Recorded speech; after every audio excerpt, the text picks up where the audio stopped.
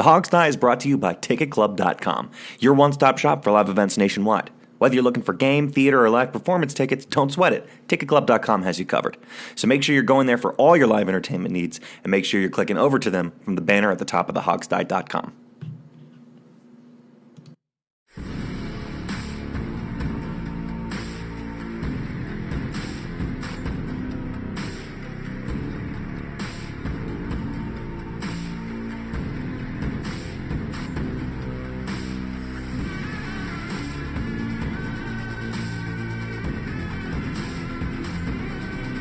By fans, for fans, the Hog Sty. And now, here's your host, Sean Conti. Our guest today is a longtime friend of the show. He's a true DC Renaissance man, a sports columnist for the Washington Post-Express and 106.7 fan, an author, and even a local tour guide. He knows all things DC, particularly the Redskins, and his name is Rick Snider. Welcome to the show, Rick, and how have you been since the last time we talked to you?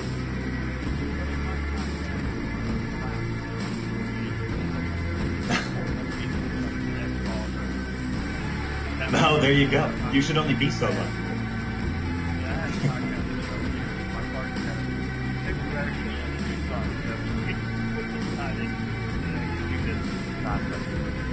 So, other than that, keep on going. Yeah. Well, we know firsthand how hard the podcast is, exactly. Yeah. Well, look, obviously, first and foremost on everyone's mind right now is training camp. You were on the ground at training camp, as was our own Jamual Forrest. So if you could, let's start with offense. And what do you think is the biggest offensive story sort of developing in camp right now? Is it Alex Smith? Is it Geis? You've written about Doxson. What's biggest on your mind? Well, I think Smith was really good. He's worked the entire field and thrown better deeper than I saw during the OTA. I mean, maybe it's the fresh air outside versus the dome inside. But he's really scattered everything, made all the throws. Every day seems to be a different thing that they're working on. So, like today, he looked really great with Paul Richardson in the red zone. The other day, he looked really good with Doxson the other day. Byrne, Davis, and he always seem to be fine. And the real key is it looks like the chemistry with the receivers is there. So, that's one thing you can check off. But, for every completed pass is a failed defense. So, it's a little of everything when you're going against yourself. Yeah, if I can ask you more about Doxson, you and Jamual. I mean, Doxson's got a big year coming up. And really the question is he going to take the next step and become fulfill his draft destiny, or is this guy destined for something less? Can we get any indication from, the first 3 days or 4 days of camp on that?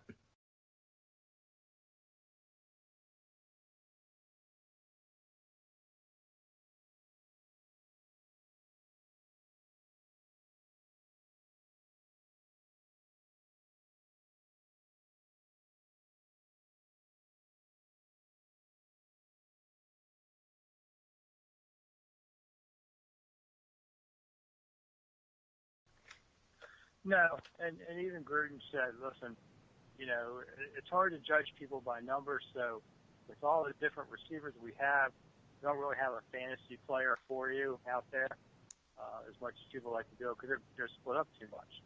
I think Doxson looked fine. I was a little worried when I saw that he had an MRI on his Achilles going into camp, and they were like, oh, that's nothing. Well, then what'd you take it for? I mean, that's if he blows it out, then you'll go, well, look at that. But I don't know. That was a little scary when you saw that. But everything on the field has been good. His speed is good. He's got better hands. His first year was just a miss because of the injury. So really his second year was his rookie year. And he did okay, but he could have done better. And I think he's done a few things that look better. But that said, how many balls does he this year? If he catches 60 and 10 touchdowns, that's a great year for him. Sure. I don't know that he's just not going to be a 100-catch guy. But then again, you don't want him to be a 100-catch guy because that means there's problems elsewhere. Right. Yeah. I mean, this is a spread-it-out offense anyway. What Gruden runs, so I don't think anyone's going to hit that 100 marker these days, will they? Oh, in our offense, I don't know. I don't know about that one. But and that's another thing too, about the Dotson thing. I know a lot of people were so concerned when that precautionary term came out there for MRI. A lot of people thought, including myself, it was kind of weird. A precautionary MRI just doesn't make that Right. much sense. What does that mean? Yeah, like Exactly. if you get an MRI, the whole purpose of MRI is to make sure that everything is all right based off of a most recent or previous injury, or something like that, or a tear or something, whatever it is. But we talked to Doxson Saturday, and he said that it was simply it was like a fine tune up. Like it's as if a car goes to get an oil change, it just happens. But that's not what And that's MRIs do. That's the weird thing about that Look, statement. look, that's what he described it as. Yeah, don't shoot the messenger, called it Alex. I'm about to say he called it as a tune-up. But Sure. the thing is, it just goes off what Rick is saying. Like on the field, he really does look fine. I haven't, in terms of health-wise, how he's running, how he's playing. I can't go inside his head in terms of what he's thinking when he's on the field. But at the same time, he's running with no injuries, and whatever that is that was going on with him is an afterthought. That's in my opinion. So I didn't see much of an issue with him on the field. And like he said, he described it as a fine tune-up after practice on Saturday. Rick, I think the other thing on the pass catchers to me is Paul Richardson. Heard much about him. Haven't seen much about him. Saw a couple clips. He's a major question mark in my head, because his contract sort of outplays his numbers, if you will. What did you see in Paul? Well, I've seen a little bit in the other practice, but today he made 3 really good plays in a red zone offense, where you were going, wow. And it was like, man, okay, this is showing up all of a sudden. Running a lot of the back of the end zone kind of patterns, making some good grabs.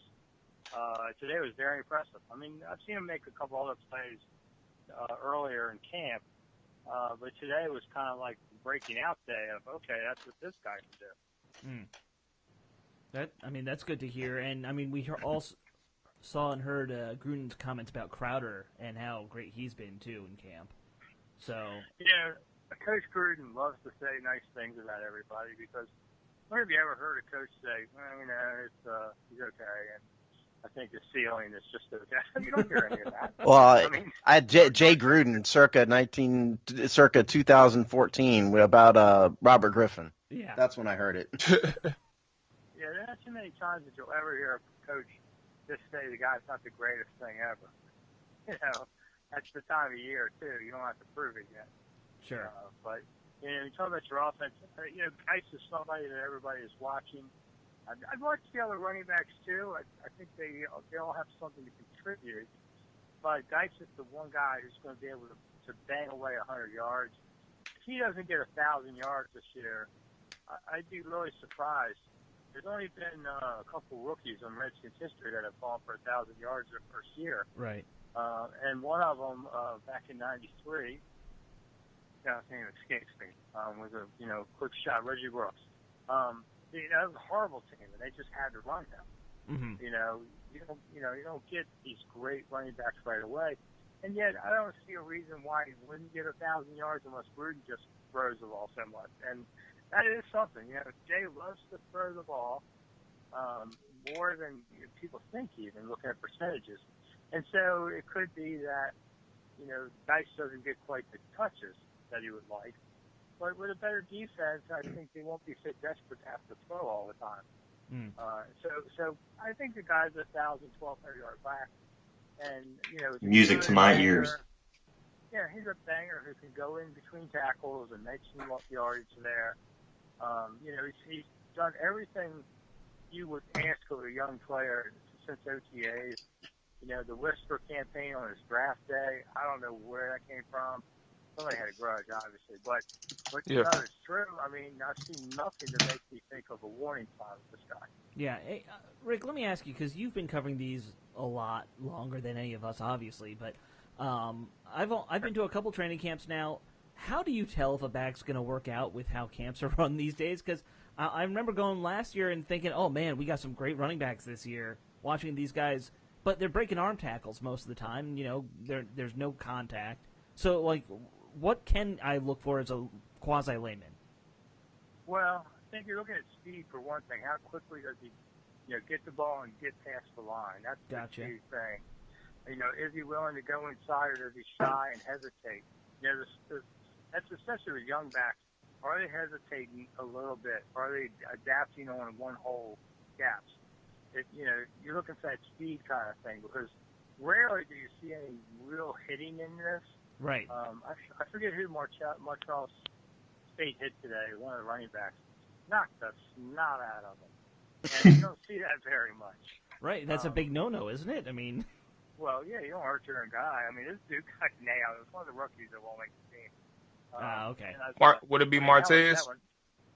I forget who it was. I didn't write it down, but it was one of those moments where you're like, wow. But normally you're not going to see that. So can this kid suddenly be through the line? Is he not hesitating?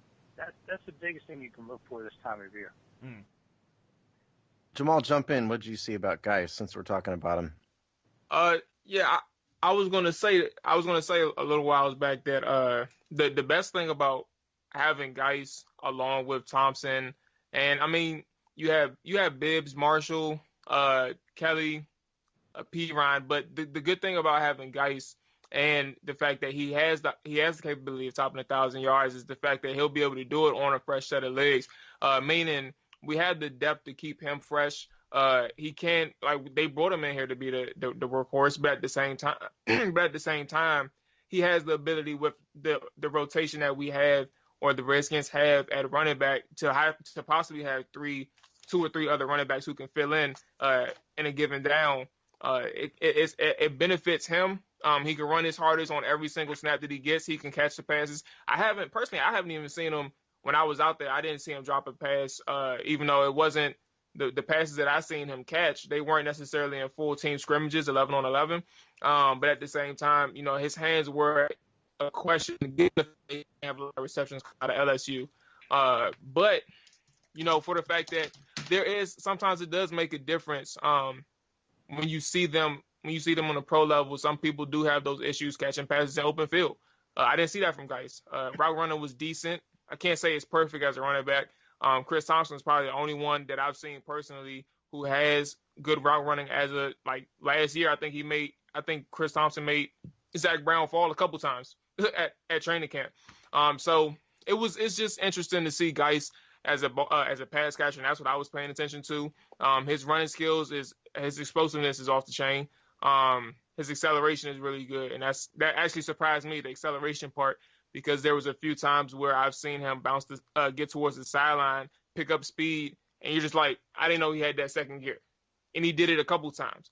Like, even though it was practice, he still had that get up, and he made sure to finish plays as soon as he got to the open field. So I was really encouraged by Geis. You want to see more when they start hitting more, and maybe when preseason comes, the games. But I was encouraged by what I saw. Hey Rick, to me on running backs, the question isn't whether Geis is going to get his touches. The question is going to be whether P. Ryan or Kelly gets cut. Thoughts? Yeah, I mean, politics play part of that. P. Ryan's, mid-draft pick, I forget what round he is. Right. And Kelly was a free agent, so that pulls into it. I think Kelly had a really good off-season camps. Haven't noticed them during the training camp so far. I don't know, so that's kind of, Bibbs Capri is a guy I really like a lot. I saw some rookies today show some stuff too, but can't keep that many. If you have three running backs, you have no running back. That's part of that. You need guys to be the banger, like Chris Thompson do his third downs, and you really don't want to see anybody else very much. That means injuries. Yeah. So, just rely on the two, but I think they stay with P-Line another year, and I think Kelly could be the odd man out. But you never know with injuries. Go ahead, Sean. Yeah, well, I was going to – yeah, absolutely. Well, I was going to ask you about time. So you have mentioned Alex throwing to Sprinkle. You've mentioned some good chemistry between Brendan Davis and Alex Smith from obviously their previous history playing together. Can you speak a little bit more to that and what you've seen out of tight end play? Yeah, Burns looks good. I really haven't seen Jordan very much out there. I think they're still, not giving him a real go yet. And right. So that's hard to say. But But Vernon did time with Alex Smith in San Francisco. They seem to know each other very well. I mean, Alex has made some really nice throws to him. Vernon's just the ageless wonder. I think he's 35 this year. And he's winning, it wouldn't surprise me if Vern has more catches than Jordan just because, Jordan's the great tease, He's a great player when you have him, but you're only going to have him so much, which is why you keep Vernon. They could have gone cheaper there or something. Jeremy Sprinkles, I've seen him make a couple plays this camp already, so they're preparing for life without Jordan, which they have to do. Jordan had bones taken out of his big toes or something, and he was talking about it. Yeah. Who knows what that means? I've never really seen people talk about that type of injury. But it's too bad. And as many, to be honest, as many concussions as Jordan has had, he really should consider retirement. And that's not easy for me to say, and that's not me to say for him. But it's not easy to hear. You've been banged up a lot, and it's hard to walk away from football. It's very hard. Yeah. Because there's nothing the rest of your life that's going to give you the emotional lift that playing for a team does. But and it's a lot of money too. Well, I know, but you already made a lot of money, and this thing about once you leave football, you should never have to work a job the rest of your life. That's just nonsense. The average player is broke at 3 years later anyway. You got to go to work like anybody else has to go to work, and you're going to miss football every single day. And so I've often told players, don't leave until you absolutely have to. But if you get these kind of injuries mounting up, man, your 40s, 50s, you're going to have diminished capacity. And I could tell you the number of Redskins I know that are in their 40s, 50s, that are really suffering from what they've had to go through, and maybe they should have left early. Yeah, you don't often see it, but every once in a while you catch a glimpse of a guy like LeVar Arrington, who I know, like he's suffered a lot, right after playing. Jamal, you know what I'm going to ask you since we're on tight ends. You know what the question is coming, right? Oh yeah, you already look. Your boyfriend Jeremy Sprinkle. What'd you see? Come on. Oh man, Jeremy. But nah, hold on 1 second. Jeremy, I didn't see too much Jeremy, but a few times that I've seen him, the couple days I was there, I saw him and get some bump with the ones. And for the most part, it was kind of tough to see a lot of things with him. I think he made a couple catches over the middle that were impressive. And I think I told you last year the thing that stood out about him, his route running wasn't that great, but he made the contested catches. And I guess that's the biggest piece because when it came to Sprinkle, he's the 6'5", he's the prototype tight end, the one that the Redskins lacked. Jordan Reed he's 6'3", but fragile, and he barely struggled in the run game. Same thing with Vernon Davis. He wasn't fragile in the sense of Jordan Reed, but at the same time he wasn't good at the run game either. So Sprinkle's what Sprinkle has going for him is being able to be an asset in the run game, and to develop that along with his receiving game. I think that's one of the things that is still ongoing in his second year, and that's fine. But like I said, he made a couple catches over the middle that were pretty good. It wasn't too much, so I can't give you too much about Sprinkle this year. So he didn't really stand out in terms of on the day I was down there. I say good in terms of hands. I wasn't able to get a good glimpse of it. To see him on the sideline long. So I guess with the tight ends coach, I'm not sure who it was that was throwing them passes, but he looked good there. Jordan Reed did drop a few passes when I was there. That's kind of weird, but it is what it is. I guess we got to see some more as the weeks develop and as training camp goes along. So I wish I could give you more about Sprinkle, but I can't. All right.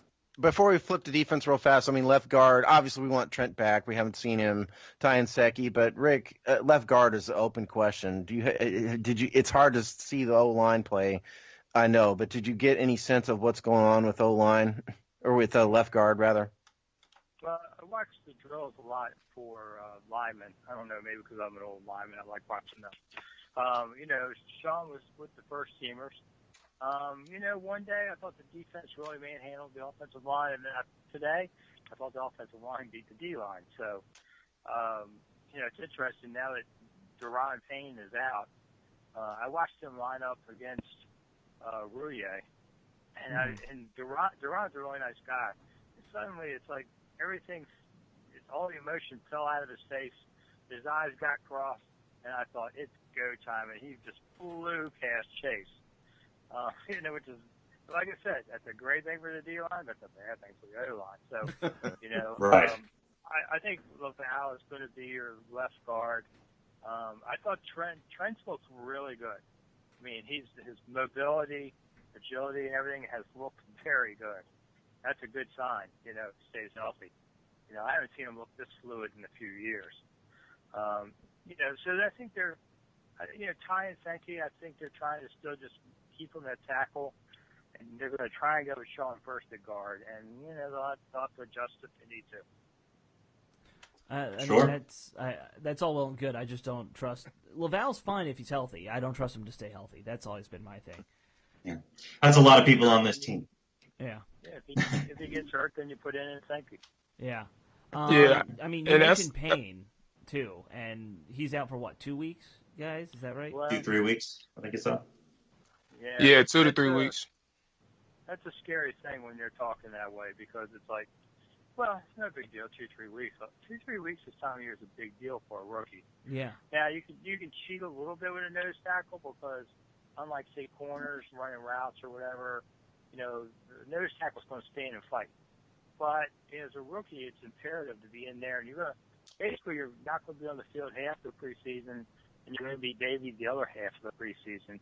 And here we are opening day, hoping he can do it. I mean, he's an interesting player. He's big and strong and quick. I can see why they liked him a lot. But that's I don't think you blow off a 2-3 week absence with an ankle, and that could haunt him the whole season. Yeah. Second year in a row. Yeah, Jamal, since we're on D-line, Jonathan Allen, we haven't seen him in 9 months now? Did you catch any Jonathan Allen? I did. I caught some Allen. It was actually crazy. I didn't know Jonathan Allen had this in him. Speaking when Rick talked about Payne, the same thing lights up with Allen. For whatever reason, I don't know who it was that he was going against.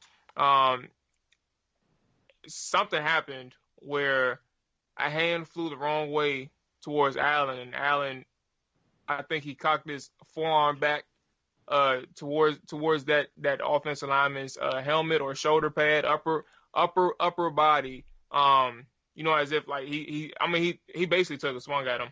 I'm just taming it down. But he basically took it. Fisticuffs, just saying. Yeah, but no, it wasn't fisticuffs because Jonathan Allen just swung at him. It wasn't directed at him. He just swung at him.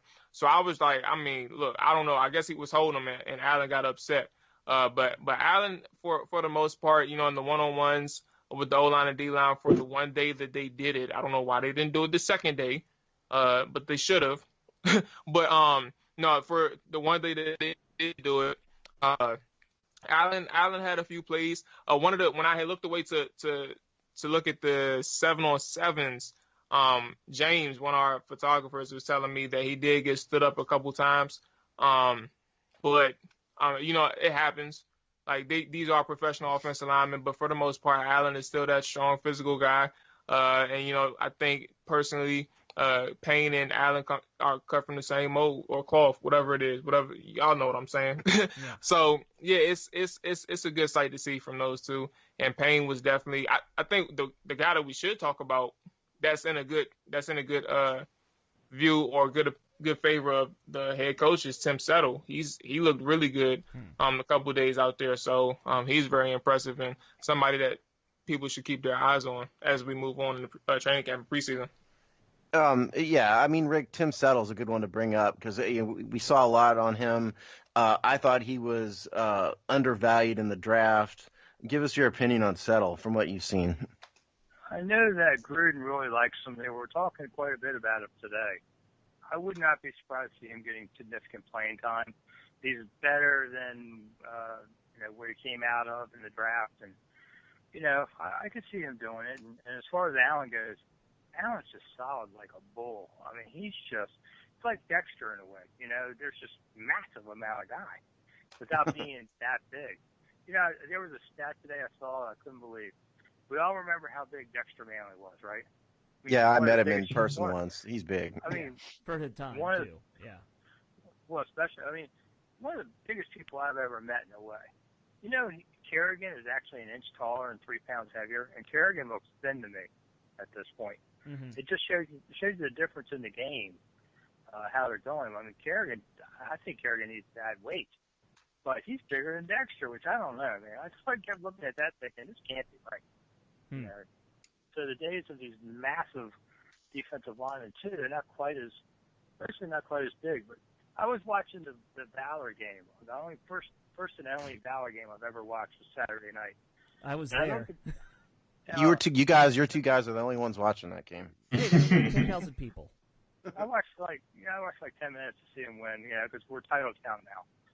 Watching where all the winners come.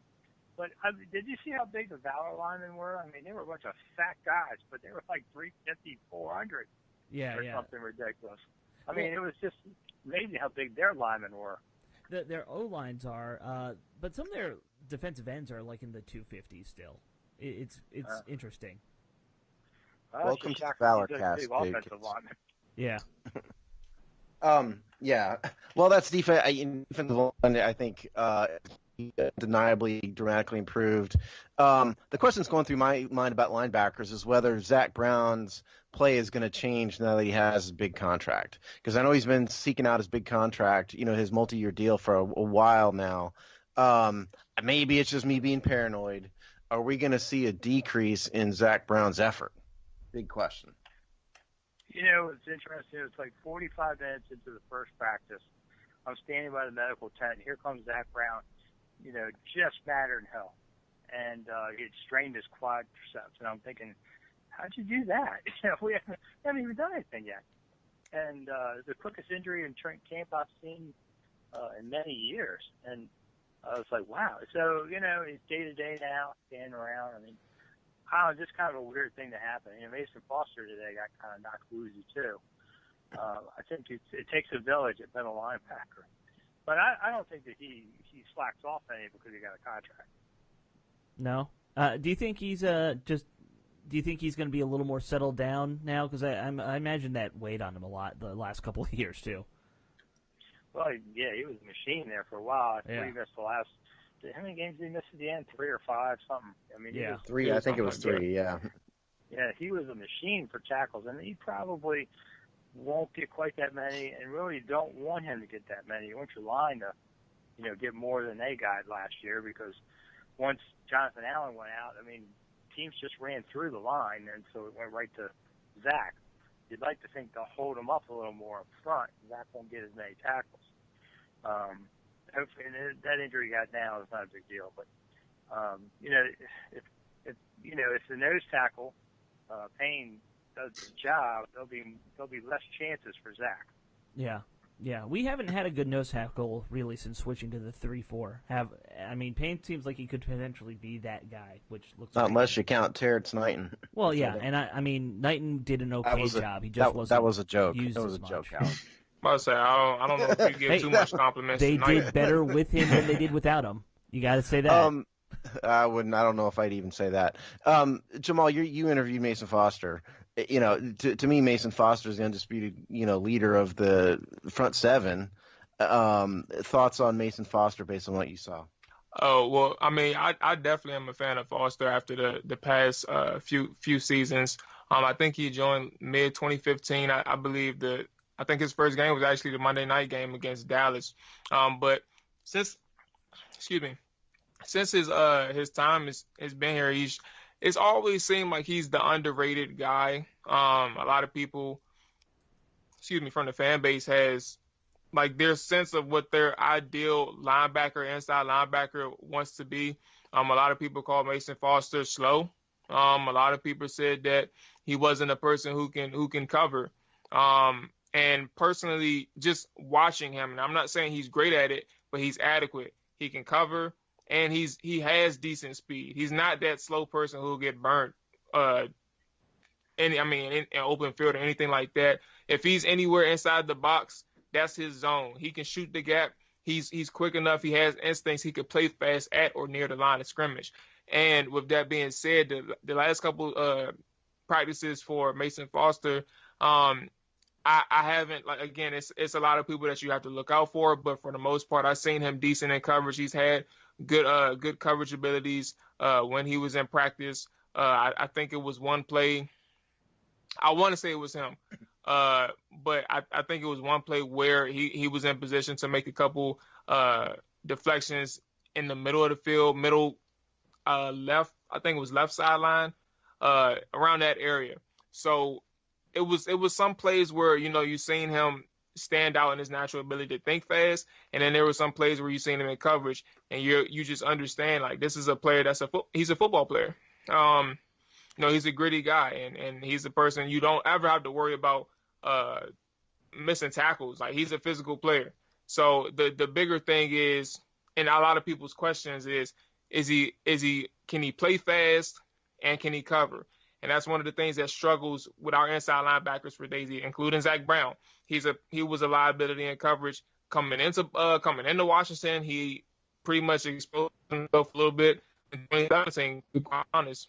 So these are one of the things that the inside linebackers have questions for, and this is one of the reasons why we have hybrids. Harvey Clemens is one of these people who is a specialist. He's a safety. He could play a little bit better inside the box as a coverage linebacker, but we'll see how it goes. Yeah, Rick, I think one of the big battles, of course, obviously on defense this year is number 2 corner and slot corner. I know we heard today that Fabian's been playing a little bit slot corner. I'm not a huge Orlando Scandrick fan personally. Not in the slot role, at least. No, it's nothing to do because he's a Cowboy. I'm not sure he's going to good slot corner anymore. But Rick, thoughts on slot corner? Yeah, I mean, it's an interesting secondary because DJ Swearinger and Josh Norman are both, solid at what they do. So you have two parts of it that work out. Quentin Dunbar has been okay, and I think he still has some upside left because he's still learning. So maybe, he gets that. Fabian is, could be a decent prospect. Monte Nicholson in the secondary is a guy that they love. And, he missed quite a few games last year, too. Or he's had, if he could stay healthy, they really think he could be almost the leader. And they all trash talk to death. I've never seen a secondary talk so much. Yeah, DJ is definitely the loudest. That's saying something, too. Well, I mean, DJ is always there, but Nicholson can match him, running his mouth, talking stuff. And even Gruden said today he'd never seen anything like Monte talking. And, it's kind of funny. Josh Thorne's kind of the quieter one of the group. And he's not exactly silent. Yeah, he's not exactly the silent type. Yeah, he's not.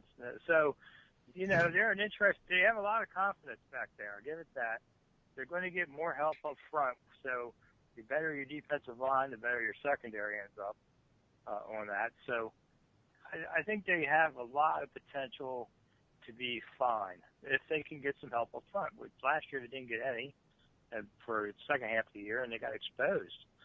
It's going to happen to everybody. And this is a big year for Josh Norman because if he doesn't, look great, I think, there are opt-out clauses on him. So, because he costs a lot of money. So it's an interesting group back there. Yeah. Are we going to have an NFL quality punt returner this year? No, haven't seen him show up yet, but they really haven't, practiced all that yet either. But yes, last year was ridiculous. Sean, don't do it. Steve, I meant to ask Steve, did you do a poll this week for your special teams? No, I didn't do a poll. Oh, okay. So we did right though. You might want to lead this one before we move on right quick. We might want to talk about this little special teams unit. Real fast. The big question on special teams obviously is punt return, which is why I asked Rick about it. We're set with place kickers and punter. They cut Tressway's competition in camp. Nick Sundberg has been here since Moses was a child. He's not going anywhere. Since Moses was a child. Yeah, I mean, to me, truly, the punt returner is a big question. Kickoffs are getting to be less and less of an issue. Crowder has been terrible, by and large. He had one about 8-game stretch where he was great, and other than that, he's just been awful. That's special teams in a nutshell, really. Yeah, we're okay at gunner too. I stand by the guys we have playing gunner. Yeah, for those of you who don't listen to us a long time, Alex is weird fetish is special teams, Yeah. gunners and stuff. Rick, real quick before we let you go, because I know it's getting late. The Redskins hired a new president, Brian Lafemina. I'm curious as to why they did that, and did it have anything to do with the cheerleader scandal? Is Bruce Allen on the way out? Give us quickly your thoughts on the new front office structure. Well, he's been looking at Brian for the past year, and he was at the NFL headquarters. Did a lot of great things in a lot of different areas, so he's well-rounded. Really seems to be a nice man. I kind of felt sorry for him. I was like, oh, you poor guy, because this place doesn't reward nice people very well. No. But he knows, the first thing he did was end the fraud over the season ticket list. There hasn't been a season ticket waiting list since the early 2000s, good 15 years. And he just said, we're going to sell single-game tickets, and we're going to come up with some new food stuff, and your season ticket holder will give you half off the food. So, whatever. But it was interesting, is Bruce Allen on the way out? I can't imagine he's going to be here more than another year, maybe this season, and I think it may just be time to part ways. But we'll see what the team does this year. They are 6-10. There's going to be a lot of people parting ways, and Bruce will be one. But Brian's definitely, somebody who can bring integrity to the organization that, the front office sometimes lacks. Transparency, being honest with people about things like ticket lists. That they have. Some people believe that lying is not a sin, and Right. And it is. And it shows your character and who's got it and who doesn't. So I think he'll do a lot of really good things as far as an organization. He won't help them win any more games, but he'll make it a better experience at FedEx. I always thought that Bruce Allen's ace in the hole was the stadium, because he's got so many connections in Virginia. But it sounds like what you're saying that perhaps Bruce is not looked on by Dan Snider as the savior to get the stadium built. Well, I think the stadium, I've really watched this a lot in recent months. They're not going back to D.C. D.C. doesn't have a spot for it. It just doesn't. Right. Can't go back to RFK for a lot of reasons we could talk about all night. Maryland, I'm not sure is going to put a bid in, believe it or not, because they know the stadium is going to be costly, and as a taxpayer standpoint, it's a real money loser. I mean, the Redskins Stadium now generates about $1 million per game in tax revenues and such. Mm-hmm. Well, that's not covering the nut on this new stadium, and they're going to sell less tickets, which means less tax money. So Maryland, it may not be a real contender, which leaves you Virginia. And the only thing in Virginia is now a spot right by Dulles Airport. There was 2 big spots of land. It's on like the flight path area, so they can't go residential, and they've been going for commercial in those areas. The real interesting thing that happened about 10 days ago is of the 2 lots that are going to be right next to that metro station that opened in 2020, Amazon bought one of them, which I'm sure is going to continue these warehouses. Like 3/4 of the internet traffic in the world now goes through Ashburn. Yeah. And they have like right across the street from Redskin Park for a couple massive buildings. And Amazon grabbed one of those spots for their expansion, and now leaves one left, which the stadium could have. But then again, Amazon may go for it too. That's something to really watch. And if they get frozen out of that spot, I really don't know where the stadium would go. So I mean, they might be stuck with whatever land they have and building there then. I mean, you're kind of taking out all the options. Yeah, I think we'll have a stadium agreement within the next year. They still have some time to mess with it, but I think because of things like the land issues, you better grab it now. And I wouldn't be surprised. Virginia's been very positive about all this, going for it. and they have a new governor now that can make a deal. So, I hate to think that the next Redskins Stadium is going to be out by Dulles, which is near Redskins Park. But, I mean, it's so far out. It will be on the Metro, which it absolutely has to be. Agreed. But, wow, that's going to be a long – it's like the Pontiac Silverdome, and everybody saw how that ended up. Right. The future of America is in the cities, where the major urban metropolitan areas are flocking in. This is a reverse trend, and it's not just for 2027, it's for 2047. Right. And I just don't think it's a good fit, but that's where it looks like it's heading. Well, I agree with you on that. Not exactly the most positive thing, but hey, hopefully the team will be competitive by then. So even if we're playing in a crappy stadium, maybe the team will finally be a good product. We'll let you go there, Rick. We've kept you way too long. He is Rick Snider. It's at Snide_remarks on Twitter. Rick, thank you so much, as always, for being here with us again. All right, guys. I'll see you during the season. All right. Absolutely. Have a good one. All right, thanks. Bye. And there he goes, Rick Snider, Washington Post and 106.7 The Fan. What did you guys take from our good friend Rick tonight? Well, the stadium stuff was interesting, but team-wise, I like what we heard about Alex Smith. And I wanted to get Jamal's take on Alex Smith because you saw him play. You're the only one among us who's seen him play live. I mean, to me, Smith is a better quarterback for this system than Kirk Cousins because of his deep ball, his mid-range is more accurate. I think he's a better leader. But you've seen him, Jamal. Smith, go. Well, I was gonna say, go ahead, because if you all wanted to finish your thoughts, I could talk about Alex afterwards. We could talk about Rick right quick. So yeah, go ahead, Steve. If y'all had any further thoughts about Snider. Oh, okay. Well, he didn't say anything too overly surprising in terms of observations. I thought on defense. Not so much on offense. I thought maybe a little bit on defense. A little bit on defense. I liked what he said about Daron Payne. The descriptive use was awesome. His eyes crossed. Meaning that Payne's a really nice guy, and all of a sudden he turns into some sort of incredible Hulk. I thought that was interesting. I thought Rick is right about the fact that him missing time now is pretty devastating, for a rookie. He's going to basically miss the rest of training camp. And the Redskins aren't exactly accurate ever when it comes to injuries. Right. Basically, he's going to be 2 weeks behind everything. At least. Yeah. I mean, if you believe 2 weeks, I've got some swampland in Florida to tell you. Based on the Redskins. Yeah, maybe a month. What are you thinking?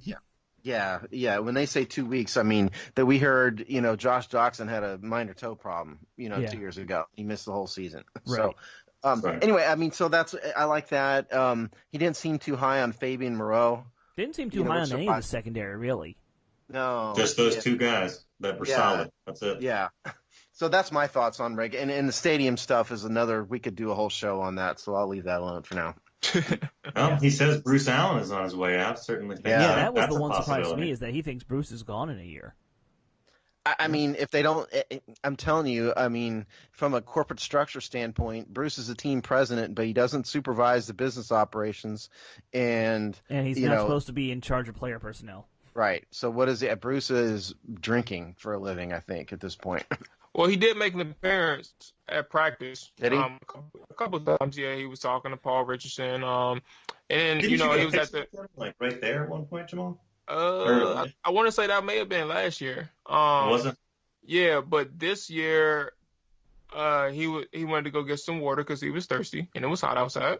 And then he was talking to Paul Richardson, so he was out there just conversing. I think that's what he is more than anything now. Is he's just kind of like a face for the front office. That may be the case. That may be true. Look, y'all know way more about the front office stuff than I do. I can see that. I'm just telling you that he doesn't have. If he's literally not supervising anything, and he's the team president. Yeah. It's a major. He's making a lot of money, and I'm telling you from my experience in the front office, the team president is 75% of it is business stuff, and he's not supervising business stuff anymore. It may be more than 75%. Right. And so I just think if I was Bruce, I'd take that as a handwriting on the wall, honestly. Well, but I think this also might be his own handwriting. I mean, Bruce is getting up there in age. He's not old by any means, but you made a lot of money. You're in your mid-60s, You've taken a lot of flack over the years. Yeah. It's time to bow out. You know, Yeah, absolutely. there's something nice about going and sitting on a beach in Malibu. Hell yeah, man. I don't know. I don't know. Maybe he wants to work, maybe he doesn't. We don't know him, but it's one way or another. I think it's handwriting on the wall. But let's see, in terms of other stuff he said, player wise, the connection between Alex Smith and Vernon Davis stuck out in my head. Right. Rick talked about that. I think that may be bigger than really we realize, particularly with Jordan Reed being, China doll fragile. Okay. So there's a couple of things. I guess we can go ahead and get into the player stuff. So with Alex Smith, I don't disagree with anything that he said with Rick said. I think I want to add some more with the one thing that Alex Smith was doing, and I can't say, like, a lot of people want to compare Alex to Kirk. It's kind of hard because some people like they weren't in there, and I'm one of them. They weren't in there every single day to see how Kirk did it, to say this is exactly how this is the differences between how Kirk did it and Alex Smith did it. But what I will say is I noticed that during walkthroughs, during practices, when plays were seemingly dead, the play Alex Smith didn't give up on the play. He more so chopped his feet, kept his feet moving. In terms of he was going to break outside the pocket to extend the play, or he was making sure he was scrambling for a first down or something if the play seemed to be dead in the secondary. And that's something to note because it's one way to practice. It's one way to train yourself, because when a play breaks down in a real game, what are you looking for at that moment? You're looking to see how you can get the first down or how you can extend the play. Some quarterbacks scramble to throw, and people who know football, obviously they know what that means. Some people who scramble to throw, and some people scramble to run. Russell Alex Wilson, Smith, for example. Yeah, exactly. He's the perfect example. And he makes things happen in the backfield behind the line of scrimmage. So it's just things like that Alex Smith was doing in practice when the play was dead. Now, it could have been a cover sack. Who knows? In real life, he could have got sacked, or maybe he made a play happen. But it's the fact that he trains himself like that. And I can't say that Kirk Cousins did that. I don't remember. I've seen him practice, but I can't say that on a consistent basis. So that's just something that stood out to me in terms of how he practices if a play is dead or anything like that. But it will translate. And that's a positive sign for the Redskins when you see him on the field.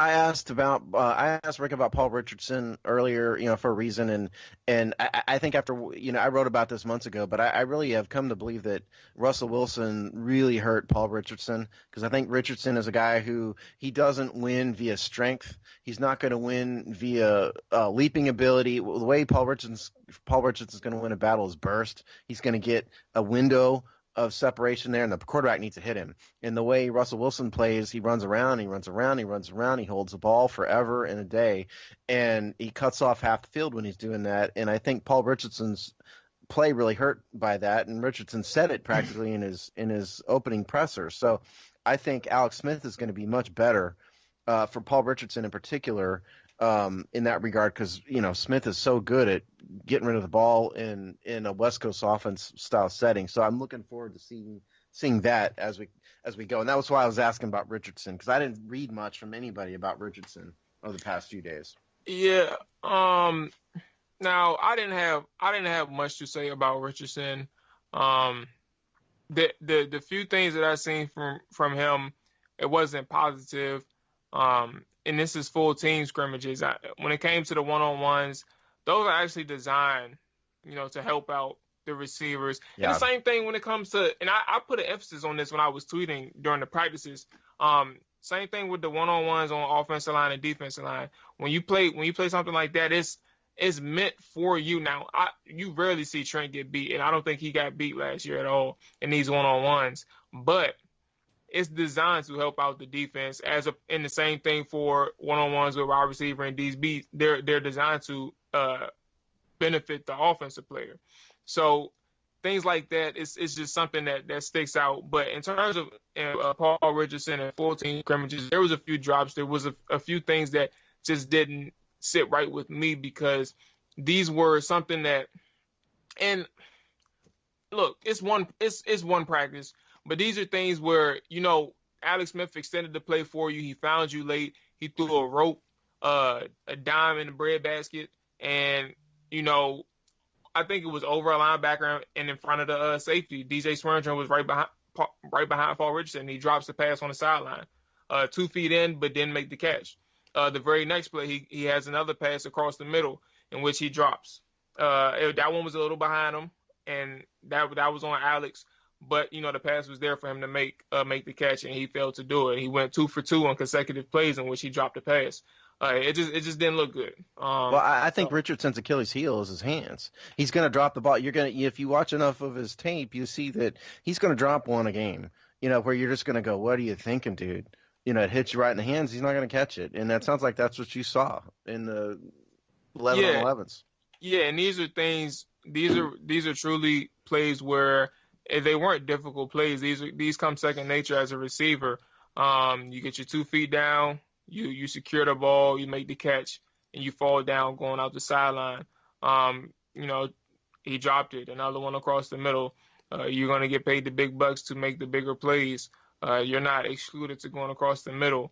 And I'm not saying he was scared. It's just more so he just didn't make the catch. I don't think he didn't fear anything across the middle. It's just the fact that he just didn't make the catch. The first play, I will say DJ Swearinger was right in his ear because he was screaming at him before the pass got there, and he dropped it.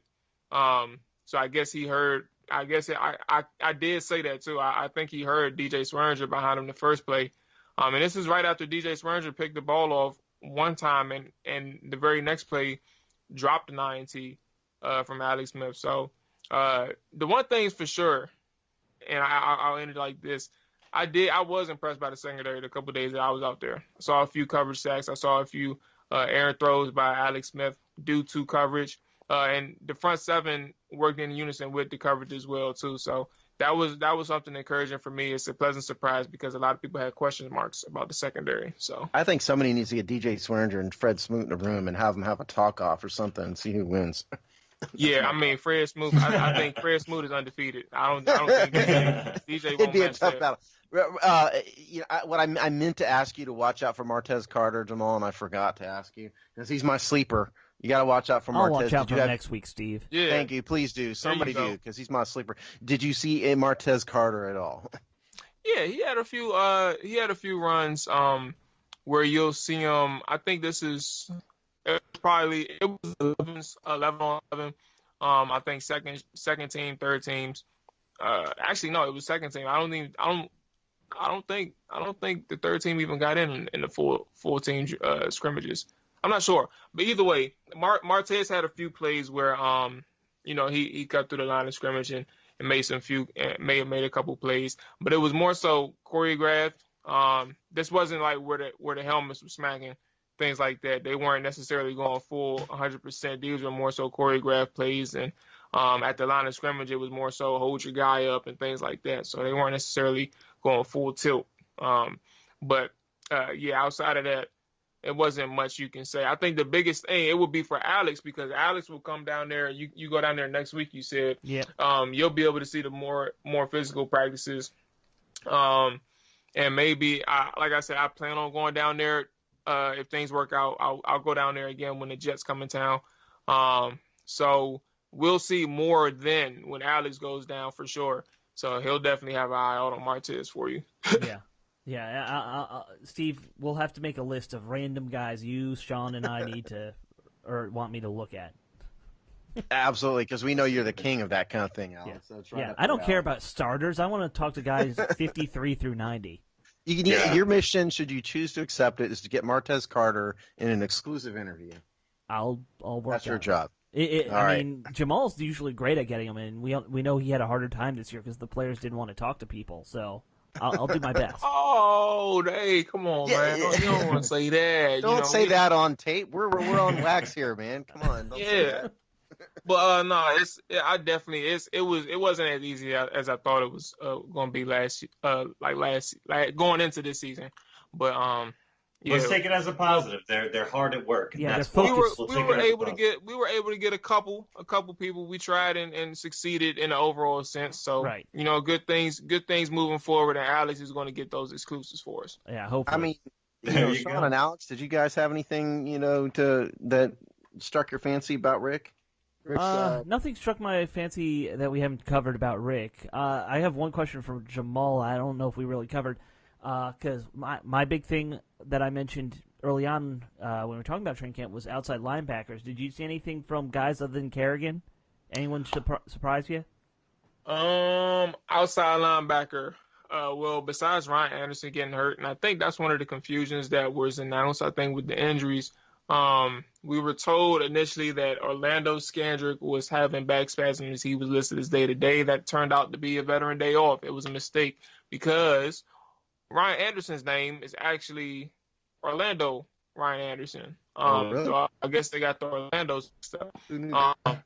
Yeah, so that's a deep little tidbit. I didn't know that. yeah, so I think they got the names confused, and it was Scandrick with a day off, and I think Ryan Anderson may have been dealing with back spasms. First of all, that can't be right because that's not on my huge spreadsheet as Orlando Ryan Anderson. So it's got to be wrong. Hey, look, look. This is what they told us. Matter of fact, hold on. Somebody do it while I'm talking. Sean, Alex. Yeah. Okay. So yeah. What was I going to say in terms of outside linebackers? Who can I think of? I mean, Preston Smith. We talked to Preston Smith after I think the second practice, in which Right. he was just talking about his expectations and how he needed to get better. He also learned from Ryan Kerrigan. And, Ryan Kerrigan is the model of consistency around here. And he just talks about, learning what he puts in his body in terms of food, getting better getting better mentally as a player, and modeling his future in terms of how Ryan Kerrigan lives as a professional football player. And I think this is a big year for Preston Smith for the obvious reasons. This is his contract season. He needs to make a big leap in terms of consistency, and that's something that's been haunting him for a long time. And it's just kind of, and we can talk about this. We always talk about it, but Preston Smith has had his periods where he's hit gaps in games where he has no production. Right. But Right. his stats always look decent. He always comes with. He actually had 8 sacks in 15 and 16. I don't know what his numbers was in 17. But no, I'm sorry. He had 8 sacks in 17 and 15. I think he had 4 sacks in 2016 or something like that. He's got 15 total sacks through last year. I'm sorry, that's Ryan Anderson. Never forget it. Well, forget I said that. Ryan's first name really is Orlando, according to Yeah. Wikipedia. Yeah, I don't know how you get Ryan from Orlando, but Maybe he just really likes the name Ryan. yeah. Yeah, I don't get it. Wait, so is it Orlando Kerrigan too? Is this a whole thing? Orlando Kerrigan. Find Let's out. hope not. You need to ask him that, We Alex. don't need Ask him 3 Orlandos on the team.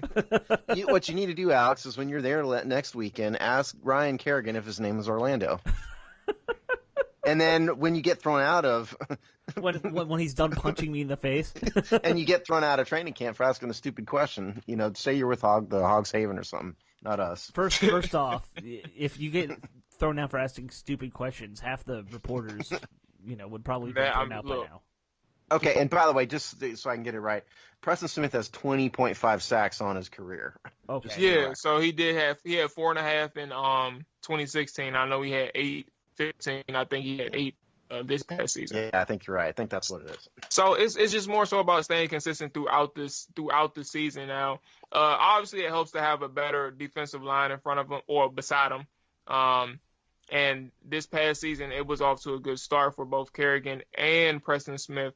However, when the nicks and bruises come up and the injuries settle in for the defensive line, they start disappearing and the bodies start dropping, and the production kind of decreases for the outside linebackers. So, just Preston Smith was one of the guys that, we was able to talk to. And this is why, it stood out a little bit because, he is dealing with a big season. And, one of the questions I should have asked, is there any added stress? Because players may not want to admit it, but there is a stress factor in this and performing well and trying to focus on this season, knowing that you have to have a big year. And the coaches may see something different that the fans don't, but the numbers need to be on his stat sheet. It's not just what you see in the film room. The numbers have to match. Yeah. That's what's important. All right. Fair enough. All right, well, let's leave it there. We'll let folks get back to their days. We'll be back with them next week. Make sure you're checking out thehogsty.com for all the new stuff, and we will see you next time. Mayfield champions. Woot! You're the only one.